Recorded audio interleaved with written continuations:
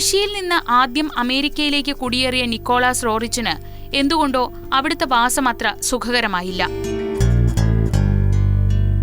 യൂറോപ്പിലെ പല രാജ്യങ്ങളിലും ചുറ്റിത്തിരിഞ്ഞ് ഒടുവിൽ എല്ലാ യാത്രകളും അവസാനിക്കുന്ന ഇന്ത്യയിൽ അദ്ദേഹം എത്തിച്ചേർന്നു, അതും ഹിമാലയത്തിൽ.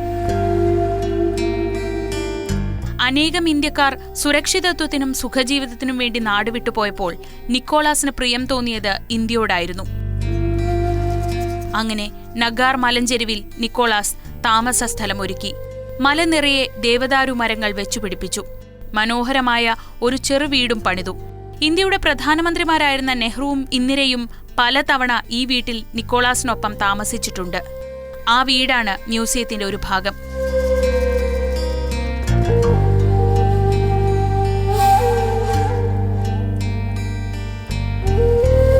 വേനൽക്കാലത്തും മറ്റും ചിത്രം വരയ്ക്കാനായി പ്രത്യേക സ്റ്റുഡിയോ റോറിച്ച് ഇവിടെ സജ്ജീകരിച്ചിരുന്നു. അതും അതുപോലെ ഇപ്പോഴും നിലനിർത്തിയിട്ടുണ്ട്.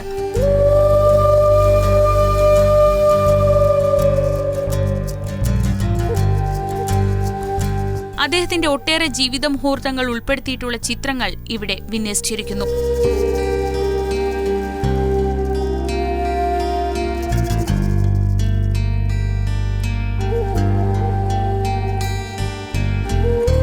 ഇതിന് സമീപത്തായി റോറിച്ചിന്റെ കാറും സൂക്ഷിച്ചിരിക്കുന്നു. 1930 നിർമ്മിച്ച ഡോഡ്ജ് കാറാണിത്.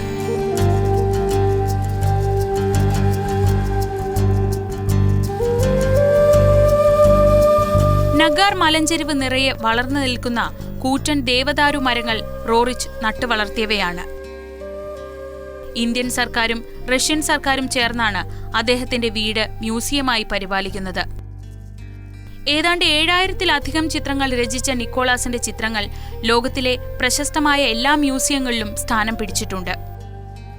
നിക്കോളാസ് റോറിച്ചിന് നമ്മുടെ കൊച്ചു കേരളത്തിലും ഒരു സ്മാരകമുണ്ട്. തിരുവനന്തപുരത്തെ ബേക്കറി ജംഗ്ഷനിൽ റഷ്യൻ കൾച്ചറൽ സെന്ററിന് മുന്നിൽ നിന്ന് റിസർവ് ബാങ്കിന് മുൻവശം വരെ നീളുന്ന റോഡിന് റോറിച്ച് റോഡ് എന്നാണ് പേരിട്ടിരിക്കുന്നത്. 1874 സെയിന്റ് പീറ്റേഴ്സ്ബർഗിൽ ജനിച്ച നിക്കോളാസ് റോറിച്ചിന്റെ കുടുംബം മക്കളുടെ തലമുറയോടെ പിൻഗാമികളില്ലാതെ അവസാനിക്കുകയായിരുന്നു.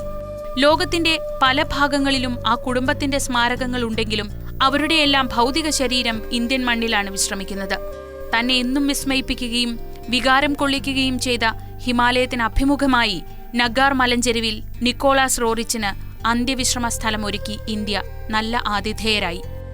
ചരിത്രാതീത കാലം മുതൽ അനേകം വിദേശികൾ ഇന്ത്യയിലെത്തിയിട്ടുണ്ട്. അതിഥികളായി വന്നെത്തി പിന്നീട് ഉടയവരായി തീർന്നവരുടെ കഥയെ നാം കേട്ടിട്ടുള്ളൂ. എങ്കിലും നിക്കോളാസ് റോറിച്ചിനെ പോലെ ചുരുക്കം ചിലരെങ്കിലും ഇന്ത്യയിലെത്തി ഈ രാജ്യത്തിന്റെ ആത്മാവറിഞ്ഞ് നമ്മുടെ പ്രകൃതിയെ ഹൃദയത്തോട് ചേർത്തുവെച്ച് ജീവിച്ചു മരിച്ചിട്ടുണ്ട്. അവരെ മറന്നാൽ കാലം നമുക്ക് മാപ്പു തരില്ല. ഹിമാചൽ പ്രദേശിലെ കൂടുതൽ കാഴ്ചകളുമായി മാതൃഭൂമി യാത്ര ഇനി അടുത്തയാഴ്ച.